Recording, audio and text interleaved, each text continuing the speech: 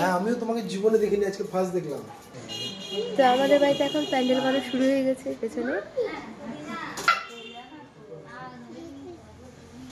কিছু টেকনিক্যাল প্রবলেমের জন্য আমি একসাথে অনেকগুলো ভিডিও দিতে পারছি না, তো এখন অল্প অল্প করে তোমরা দেখতে থাকো। হ্যাঁ, আমাদের কার্তিক পূজার প্যান্ডেল শুরু হয়ে গেছিল, তোমরা দেখেছিলে, আর এখন শেষ হয়ে গেছে। এই সামনে চলে আসো। এখানে বসবে কার্তিক, আর এখানে সব তার আসন হবে। এখানে সম্পূর্ণ ডেকোরেশন সাজানো হয়ে গেছে, আর উপরে চাদর টাঙানো হয়েছে। চারিদিকটা এরকম হবে, আর দূর থেকে এরকম লাগছে দেখতে। ঠিক ওই জায়গাটা বসবে কার্তিক, আর সামনে দিয়ে হচ্ছে সমস্ত আসন হবে 4টা সিঁড়িতে। তো একবারে দেখা হচ্ছে কালকে যখন কার্তিক নিয়ে আসবো। তো আমরা এখন যাচ্ছি ঠাকুর আনতে টোটো করে।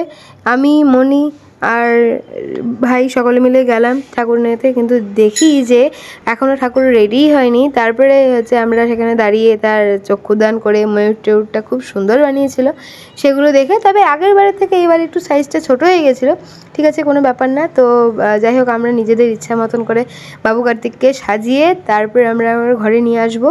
তো তারপরে দেখি বাবা সাইকেল নিয়ে আসছে, আর আমরা সবাই টোটোতে। কিন্তু একটা ভুল হয়ে গেছে যে আমরা ধুতি আর কিছুই নিয়ে যেতেই ভুলে গেছি, গাড়ির ওপরই রেখে চলে গেছি, মানে বাড়িতেই ছিল, সেগুলো নিয়ে যেতে ভুলে গেছি। তারপরে ওদের ওখান থেকে একটা পেপার নিয়ে সেটাকে করে আমরা বাড়িতে নিয়ে আসবো, এটাই ডিসিশান হয়েছে। তো তারপরে হচ্ছে কার্তিককে বাড়ি আনানোর পরে ভিডিওটা তোমরা দেখতে পাবে পরেরটাতে। মোটামুটি আধা ঘন্টা বসে থাকার পরে আমরা হচ্ছে কার্তিককে রেডি করে নিলাম, আর আমাদের কার্তিক এইভাবেই বাড়ি যায়।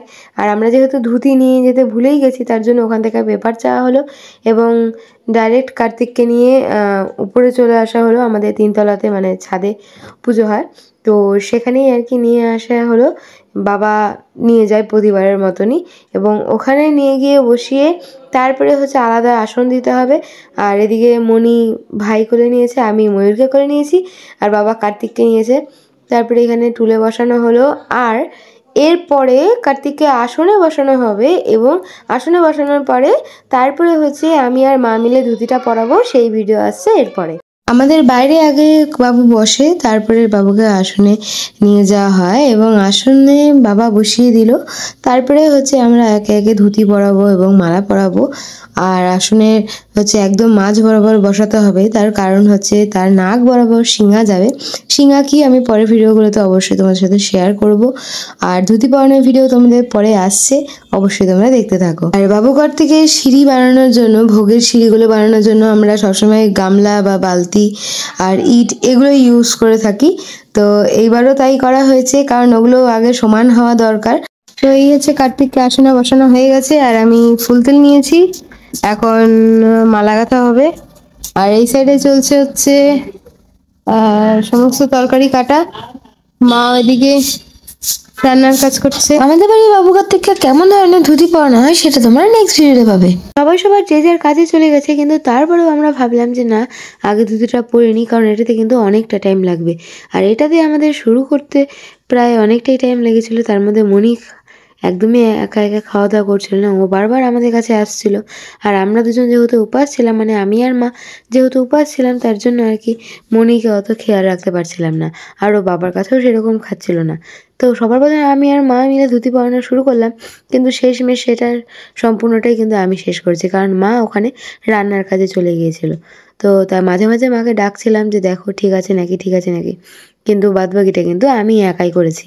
আর ধুতি পরানোটা দেখে তোমাদের কেমন লাগছে, আলটিমেট লুকটা তোমরা অবশ্যই বলবে।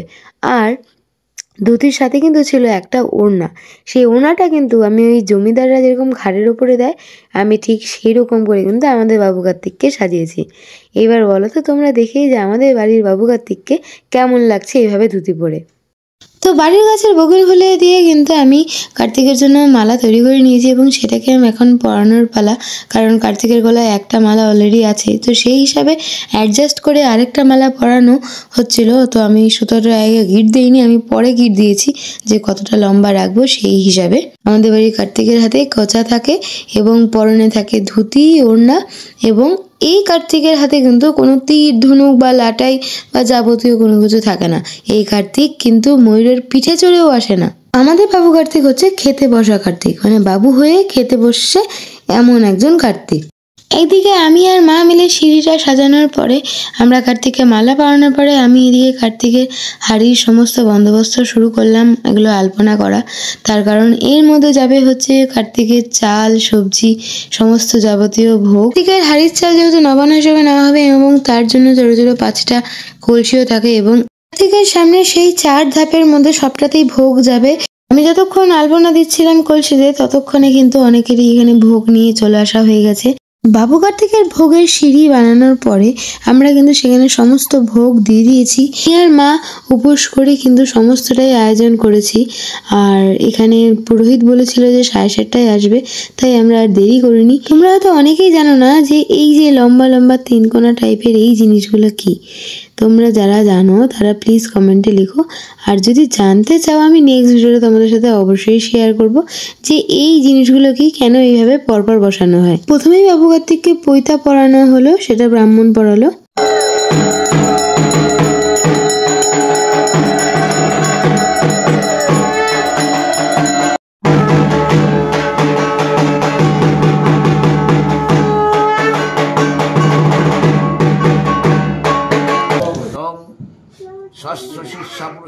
এরপর আরতি যজ্ঞ সবটাই তোমাদের সাথে শেয়ার করব, সাথে থাকো।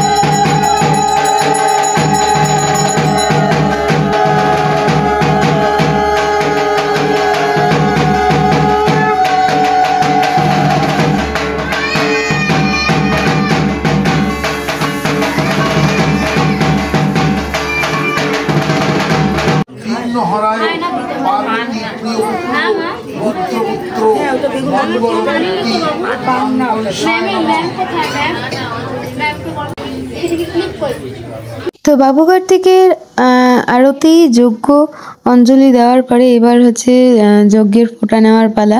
তো সবার প্রথমে মা নিল শাখাপালাতে, তারপরে কপালে, তারপরে কাকিমা নিল, আর তারপরে হচ্ছে আমি নিয়েছি। এরপরে হবে হচ্ছে প্রসাদ বিতরণ, মানে অনেকে খাবে।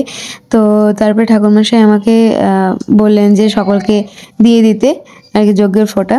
তারপরে প্রসাদ খাওয়ানোর হলো, এটা 2 নম্বর ব্যাচ। এরপরেও অনেকে আছে, এর আগেও অনেকে খেয়ে গেছে।